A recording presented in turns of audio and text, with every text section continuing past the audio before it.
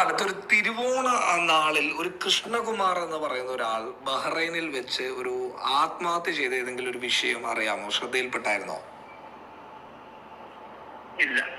ഇല്ല. ഇവരോട് ചോദിച്ചു, നിങ്ങൾ ഇങ്ങനെ ഒരു വിഷയവുമായി ബന്ധപ്പെട്ടിട്ട് നിങ്ങൾ എവിടെയെങ്കിലും പരാതി കൊടുത്തിട്ടുണ്ടോ?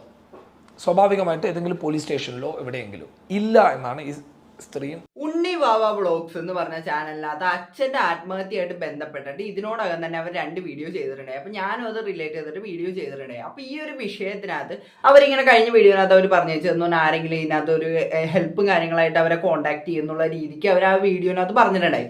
അപ്പോൾ ആ വീഡിയോൻ്റെ അടിയിൽ പലരും ഖാദർ കരിപ്പൊടിനെ മെൻഷൻ ചെയ്തിട്ടുണ്ടായി പബ്ലിക് എയർലൈനകത്ത്. അപ്പോൾ പുള്ളിക്കാരൻ അപ്പോൾ ഇത് റിലേറ്റ് ചെയ്തിട്ട് ഒരു വീഡിയോ ഇട്ടിട്ടുണ്ടായി. അപ്പോൾ ആ ഒരു വീഡിയോനകത്ത് പുള്ളി പോലീസ് സ്റ്റേഷനകത്ത് ഇത് റിലേറ്റ് ചെയ്തിട്ട് കോൺടാക്ട് ചെയ്യുന്നുണ്ട്. അപ്പോൾ ഈ ഒരു വീഡിയോ ഇവരുടെ വീഡിയോ കണ്ടപ്പോഴത്തേക്കും ഞാൻ വിചാരിച്ചതെന്ന് പറഞ്ഞാൽ ഇവർ പോലീസായിട്ടൊക്കെ കോൺടാക്ട് ചെയ്തിട്ട് ഈ കാര്യങ്ങളൊക്കെ പറഞ്ഞിട്ടുണ്ടാവും, കേസും കാര്യങ്ങളൊക്കെ കൊടുത്തിട്ടുണ്ടാവും എന്നാണ് ഞാൻ വിചാരിച്ചത്. കാര്യം അതൊരു ബേസിക് കാര്യമുള്ളൂ. ഇപ്പോൾ ഒരു വിഷയം ഉണ്ടാകുമ്പോഴത്തേക്കും ഇപ്പം ഇതേപോലെ പുറത്ത് വെച്ചിട്ട് ഒരാൾ ഇപ്പം ആത്മഹത്യ ചെയ്തു എന്ന് പറഞ്ഞിരുന്നു, പുള്ളിയുടെ ബോഡി മാത്രം ഇങ്ങോട്ട് വന്നിട്ടുള്ളൂ, പുള്ളിയുടെ അത്യാവശ്യപ്പെട്ട സാധനങ്ങളൊന്നും ഫോൺ അടക്കമുള്ള കാര്യങ്ങൾ ഇങ്ങോട്ട് എത്തിയിട്ടില്ല എന്ന് പറയുമ്പോഴത്തേക്ക് ഉറപ്പായിട്ട് അവർ പോലീസ് സ്റ്റേഷനിൽ പരാതി കൊടുത്തിട്ടുണ്ടാവും എന്നാണ് ഞാൻ വിചാരിച്ചത്. പക്ഷെ അവർ പരാതി കൊടുത്തിട്ടില്ല. അപ്പോൾ ഈ ഖാദർ പോലീസിനോട് ചോദിക്കുന്ന ഒരു ഇതുണ്ട്, അത് നമുക്കതൊന്ന് കേട്ടു നോക്കാം. സാറേ, ഞാൻ വിളിച്ചത് നമ്മുടെ ഒറ്റപ്പാലത്ത് ഒരു തിരുവോണ നാളിൽ ഒരു കൃഷ്ണകുമാർ എന്ന് പറയുന്ന ഒരാൾ ബഹ്റൈനിൽ വെച്ച് ഒരു ആത്മഹത്യ ചെയ്ത ഏതെങ്കിലും ഒരു വിഷയം അറിയാമോ? ശ്രദ്ധയിൽപ്പെട്ടായിരുന്നോ? ഇല്ല. അങ്ങനെ ഒരു കൃഷ്ണകുമാർ എന്ന് പറയുന്ന ഒരാളുടെ ആത്മഹത്യയുമായി ബന്ധപ്പെട്ട ഒരു പരാതിയോ കാര്യങ്ങളോ അങ്ങനെ എന്തെങ്കിലും വന്നിട്ടുണ്ടായിരുന്നോ? ഇല്ല. അല്ല, സോഷ്യൽ മീഡിയയിൽ ഇതുമായി ബന്ധപ്പെട്ട ഒരു വീഡിയോ ഉണ്ടായിരുന്നു. ഒരു അമ്മയും 2 മക്കളും അവരുടെ അച്ഛൻ്റെ ഒരു സൂയിസൈഡ് കേസിനെ കുറിച്ചിട്ട് പറയുന്ന ഒരു വീഡിയോ ആണ്. അപ്പൊ ആ വീഡിയോയില് അവർ പറയുന്നത് തിരുവോണ നാളിൽ വെച്ച് ബഹ്റൈനിലെ ജോലി ചെയ്യുന്ന താമസ സ്ഥലത്ത് വെച്ച് ഈ കൃഷ്ണകുമാർ എന്ന് പറയുന്ന വ്യക്തി ആത്മഹത്യ ചെയ്യുകയും അവരുടെ ആത്മഹത്യയുമായി ബന്ധപ്പെട്ടിട്ട് കുറച്ച് സംശയങ്ങൾ ഉണ്ടെന്നൊക്കെയാണ് ഈ വീഡിയോയിലൂടെ പറയുന്നത് അവര്. അപ്പൊ അങ്ങനെ ഒരു ആത്മഹത്യ ചെയ്ത വിഷയവുമായി ബന്ധപ്പെട്ട് അങ്ങനെ ഒരു പരാതിയോ കാര്യങ്ങളൊന്നും വന്നിട്ടില്ലല്ലോ അല്ലേ? അല്ല, ബോഡി നാട്ടിലേക്ക് വന്നിട്ടുണ്ടെന്നാണ് അവര് പറയുന്നത്. ബോഡി നാട്ടിലേക്ക് വന്നു, അത് സംസ്കരിക്കുകയും ചെയ്തു എന്നാണ് പറയുന്നത്. അപ്പൊ അവര് ഇങ്ങനെ ഒരു വീഡിയോ അല്ല, സ്വാഭാവികമായിട്ട് അവരിപ്പോ പറയുന്നത് അവരുടെ ഈ തിങ്സ്, അതായത് ഈ ഹസ്ബൻഡിന്റെ തിങ്സ്, കൃഷ്ണകുമാർ എന്ന് പറയപ്പെടുന്ന വ്യക്തിയുടെ സാധനങ്ങൾ അവര് തിരിച്ചയച്ചിട്ടില്ല. അതിൽ കുറച്ച് മാത്രമേ അവിടെ നിന്ന് അയച്ചിട്ടുള്ളൂ. ഫോണ്, പേഴ്സ് തുടങ്ങിയ കാര്യങ്ങൾ ലഭിച്ചിട്ടില്ല എന്നാണ് ഈ കുടുംബം പറയുന്നുള്ളത്. അപ്പൊ അങ്ങനെ പറയുമ്പോ സ്വാഭാവികമായിട്ട് അവരൊരു സംശയത്തിന്റെ അടിസ്ഥാനത്തിലായിരിക്കണമല്ലോ പറയേണ്ടത്.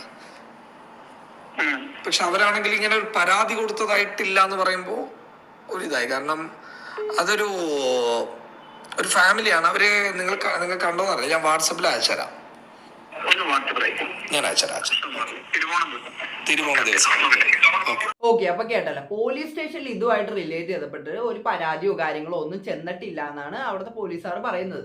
അപ്പൊ ഈ ഒരു വിഷയത്തിനകത്ത് നമ്മൾ ഒരു നോട്ട് ചെയ്യേണ്ട ഒരു കേസ് എന്ന് പറഞ്ഞു കഴിഞ്ഞാൽ ഇപ്പൊ ഇവരുടെ ഈ ഉണ്ണിവാവ വ്ളോഗ്സ് എന്ന് പറഞ്ഞ ചാനലിനകത്ത് കഴിഞ്ഞ ദിവസം വന്ന വീഡിയോനകത്ത് അവർ പറഞ്ഞൊരു കാര്യം ഉണ്ടായി. അതായത് ഇവരെ സഹായിക്കാനായിട്ടുള്ളതെന്ന് പറഞ്ഞാൽ ചെന്നൈനകത്ത് തന്നെയുള്ള ഇവരുടെ ഒരു പോലീസ് ആയിട്ടുള്ള ഒരു പുള്ളിക്കാരനെ ഇവരെ സഹായിക്കാനായിട്ട് ഉണ്ടെന്ന് പറയുന്നുണ്ടായി. അപ്പൊ അങ്ങനെയുള്ള ഒരാൾ ഇവരുടെ കൂടെ ഉണ്ടായിട്ടും ഇവർ പോലീസ് സ്റ്റേഷനിൽ ഒരു പരാതി കൊടുക്കാനായിട്ട് അയാൾ എന്തുകൊണ്ട് പറഞ്ഞില്ല എന്നുള്ളതും ഒരു ചോദ്യം തന്നെയാണ്. അല്ലെങ്കിൽ ഇവർ എന്തുകൊണ്ട് പരാതി കൊടുത്തില്ല എന്നുള്ളതും ഒരു ചോദ്യം തന്നെയാണ്. ഇതൊന്നും പറഞ്ഞാൽ ഞാൻ അവരെ കുറ്റപ്പെടുത്തണേ അങ്ങനെ ഒന്നുമല്ല. ഇതിനകത്തുള്ള കുറെ കാര്യങ്ങൾ നമുക്ക് കാണുമ്പോഴത്തേക്ക് നമുക്ക് ഓരോ കാര്യങ്ങൾ തോന്നുമല്ലോ. ഞാൻ അത് പറഞ്ഞു എന്ന് മാത്രമേ ഉള്ളൂ. ഇനി ഖാദർ കരിപ്പൊടിയുടെ തന്നെ ബാക്കി വീഡിയോ നമുക്കൊന്ന് കണ്ടു. സമാധാനമായി. അപ്പം ഞാൻ ഇവരോട് ചോദിച്ചു, നിങ്ങൾ ഇങ്ങനെ ഒരു വിഷയവുമായി ബന്ധപ്പെട്ടിട്ട് നിങ്ങൾ എവിടെയെങ്കിലും പരാതി കൊടുത്തിട്ടുണ്ടോ? സ്വാഭാവികമായിട്ട് ഏതെങ്കിലും പോലീസ് സ്റ്റേഷനിലോ എവിടെയെങ്കിലും ഇല്ല എന്നാണ് ഈ സ്ത്രീയും ഈ സഹോദരൻ എന്നോട് മറുപടി നൽകിയിട്ടുള്ളത്. അപ്പോൾ ഞാനിത് കേട്ടപ്പോൾ ഷോക്കായി. സത്യം പറഞ്ഞു കഴിഞ്ഞാൽ തിരുവോണ നാളിൽ ഒരാൾ ബഹ്റൈനിൽ ആത്മഹത്യ ചെയ്യപ്പെട്ടു. അപ്പോൾ അതുമായി ബന്ധപ്പെട്ട ഒരു പരാതി സ്ഥലം പോലീസ് ലിമിറ്റിലോ അല്ലെങ്കിൽ ജില്ലാ പോലീസ് മേധാവിക്കോ കൊടുത്തിട്ടില്ല എന്ന് പറയുമ്പോൾ സ്വാഭാവികമായിട്ട് ഒരു ആത്മഹത്യയല്ലേ? എന്തിനയാൾ ചെയ്തു?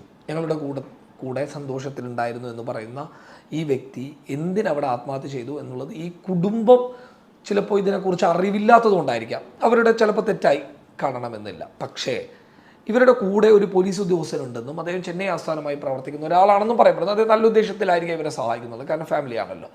പക്ഷെ എനിക്ക് തോന്നുന്നത് അങ്ങനെ ഒരു ഉദ്യോഗസ്ഥൻ കൂടെ ഉണ്ടാകുമ്പോൾ അയാൾ എന്തുകൊണ്ട് ഒരു റിട്ടേൺ പോലീസ് സ്റ്റേഷനിൽ നൽകിയിട്ടില്ല? അപ്പോൾ സ്വാഭാവികമായിട്ടൊരു ചോദ്യം ഉണ്ടാകും, കേരള പോലീസിൽ അങ്ങനെ ഒരു പരാതി നൽകിയിട്ട് കാര്യമുണ്ടോ? സംഭവം നടന്നത് ബഹ്റൈനിലല്ലേ എന്നുള്ളത്. നമ്മുടെ റിഫ കേസിൽ പോലീസ് കേസെടുത്തത് കേരള പോലീസാണ് കേസെടുത്തത് അല്ലേ? അങ്ങനെയാണല്ലോ ആ സംഭവം നടന്നിട്ടുള്ളത്.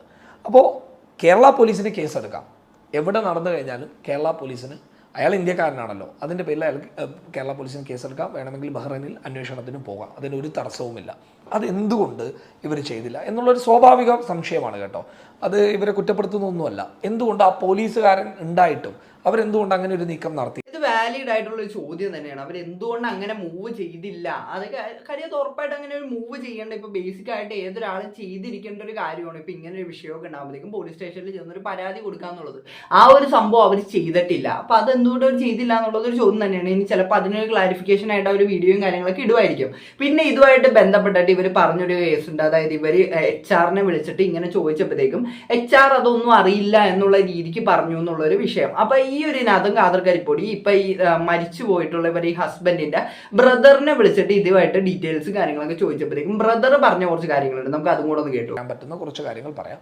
സഹോദരൻ ഈ വിഷയവുമായി ബന്ധപ്പെട്ട് HR മാനേജറും വിളിച്ചിരുന്നു. അപ്പോൾ HR മാനേജർ സഹോദരനോട് പറഞ്ഞിട്ടുള്ള ഒരു കാര്യം എന്ന് പറഞ്ഞാൽ, അതിൻ്റെ വാട്സപ്പ് ചാറ്റൊക്കെ എനിക്ക് സഹോദരൻ അയച്ചിട്ടുണ്ട്, വേണമെങ്കിൽ അത് ഞാൻ പുറത്തുവിടാം, ഇപ്പം എന്തായാലും പുറത്തു വിടുന്നില്ല. അപ്പോൾ HR മാനേജർ പറഞ്ഞിട്ടുള്ള ഒരു കാര്യം എന്ന് പറയുന്നത്, നിങ്ങൾക്കിത് തരാൻ പറ്റില്ല എന്നുള്ളതാണ്. അതായത് ഭർത്താവിൻ്റെ സഹോദരന് ഇത് തരാൻ പറ്റില്ല, മറിച്ച് നോമിനി ആയിട്ടുള്ളത് വൈഫാണ്, വൈഫിനെ കൊടുക്കാൻ പറ്റുള്ളൂ എന്നുള്ളതാണ്. ഈ സെപ്റ്റംബറിലുണ്ടായ ഒരു ചാറ്റാണത്. അപ്പോൾ സ്വാഭാവികമായിട്ട് വൈഫിന് അവർ കൊടുത്തിട്ടുമില്ല. അപ്പോൾ ഞാൻ HR മാനേജറെ ബന്ധപ്പെട്ടപ്പോഴും അദ്ദേഹം എന്നോട് ഇങ്ങനെ തന്നെയാണ് പറഞ്ഞത്. അപ്പോൾ ഞാൻ ബഹ്റൈനിലുള്ള നമ്മുടെ സുഹൃത്ത് വലയത്തിലുള്ള കുറച്ച് ആളുകൾ വെച്ച് ഇതൊന്ന് അന്വേഷിക്കണമെന്ന് പറഞ്ഞു.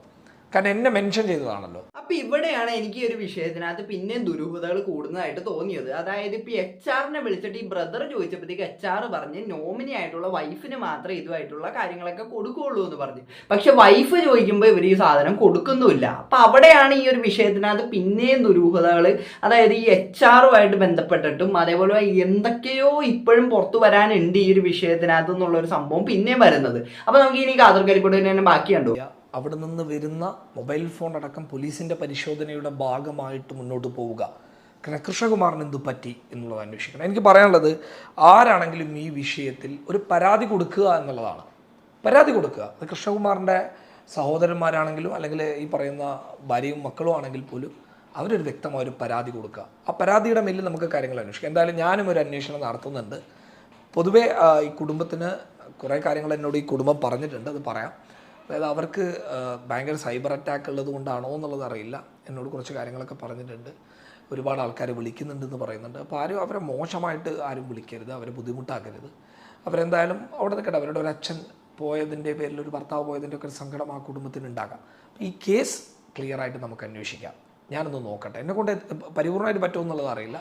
എന്നെക്കൊണ്ട് പറ്റുന്നത് ഈ കേസുമായി ബന്ധപ്പെട്ട് ഞാനും അന്വേഷിക്കാം. ഓക്കെ, അപ്പൊ അത്ര ഉടനെ ആ ഒരു വീഡിയോ, അപ്പൊ ആ ഒരു വീഡിയോ എല്ലാവരും ഒന്ന് ഫുള്ളായിട്ട് ഒന്ന് കണ്ടു നോക്കാൻ ശ്രമിക്കാം കേട്ടോ. അപ്പൊ ഈ ഒരു വിഷയത്തിനകത്ത് ഇപ്പൊ ഈ പുള്ളി പറഞ്ഞതുപോലെ തന്നെ, അതായത് നമ്മൾ ആരും ഇതൊന്നും അറിയാണ്ട്, അല്ല ഇതിനൊരു സത്യാവസ്ഥ എന്താണെന്നൊന്നും നമ്മൾ അറിയാണ്ട് ഇപ്പൊ നമ്മൾ ചെന്ന് ഡയറക്റ്റ് ചെന്ന് വീട്ടുകാരെ കുറ്റപ്പെടുത്തി അങ്ങനെ ഒന്നും പാടില്ല, ആരെയും കുറ്റപ്പെടുത്താൻ പാടില്ല. ഈ ഒരു വിഷയത്തിനകത്ത് ഒരു ക്ലാരിഫിക്കേഷൻ വന്നെ വരാം. പക്ഷെ ഈ ഒരു വിഷയത്തിനകത്ത് കാര്യം ഇപ്പൊ ആ ഒരു കുടുംബം പോകുന്ന ഒരു അവസ്ഥ എന്ന് പറഞ്ഞാൽ അങ്ങനത്തെ ഒരു അവസ്ഥയിൽ കൂടിയാണ് കുടുംബം പോയിക്കൊണ്ടിരിക്കുന്നത്. അവരുടെ വീട്ടിനകത്തുള്ള ഒരു അച്ഛനെ നഷ്ടപ്പെട്ട്, അവരുടെ ഹസ്ബൻഡിനെ നഷ്ടപ്പെട്ടിട്ട് അവർ അത്രയും വിഷമത്തിൽ കൂടെ കടന്നു പോകുമ്പോഴത്തേക്ക് അവർ ഈ സൈബർ ബുള്ളിങ്ങും കൂടെ അവർക്ക് ഭയങ്കര രീതിക്ക് വരുന്നുണ്ടെന്നാണ് അവർ പറയുന്നത്. അപ്പൊ അത്രത്തോളം ഈ ഒരു അവസ്ഥയിനകത്ത് ഇരിക്കുന്ന ആൾക്കാരെയും പിന്നെ സൈബർ ബുള്ളി ചെയ്യുന്നുണ്ടെങ്കിൽ അത് ഒരിക്കലും ചെയ്യാൻ പാടില്ല എന്ന് തന്നെ ഞാൻ പറയുന്നത്. ഈ സൈബർ ബുള്ളി എന്ന് പറയുന്ന സാധനം ആരെയും ചെയ്യാൻ പാടില്ല എന്നാണ് ഞാൻ എപ്പോഴും പറയുന്നത്. കാര്യം അത് സൈബർ ബുള്ളിങ് അനുഭവിച്ചവർക്ക് മാത്രമാണ് അത് എത്രത്തോളം അത് എഫക്റ്റീവ് എന്ന് അവർക്കേ അറിയാൻ പറ്റുള്ളൂ ആ ഒരു വിഷയം. അപ്പൊ എനിക്ക് ഇത്രയാണ് ഈ ഒരു വിഷയത്തിനകത്ത് പറയാൻ പറ്റുക. നിങ്ങൾ ഈ ഇപ്പൊ ഇതിനകത്ത് അപ്ഡേറ്റ്സും കാര്യങ്ങളൊക്കെ കാദർ കരിപ്പൊടി കൊടുക്കുക എന്നാണ് പറയുന്നത്. അപ്പൊ നമുക്ക് വന്നിട്ട് ബാക്കി പറയാം. അപ്പൊ എന്താണ് ഇതിനെപ്പറ്റി നിങ്ങൾക്ക് പറയാനുള്ളത് ഈ വീഡിയോയുടെ താഴെ കമന്റ്. അപ്പോൾ വീഡിയോ ഇഷ്ടപ്പെട്ടാൽ മാത്രമല്ല സബ്സ്ക്രൈബ് ചെയ്യാം. എല്ലാവർക്കും അടുത്തൊരു വീഡിയോ കാണുന്നതായിരിക്കും. Ta-ta, bye, see U.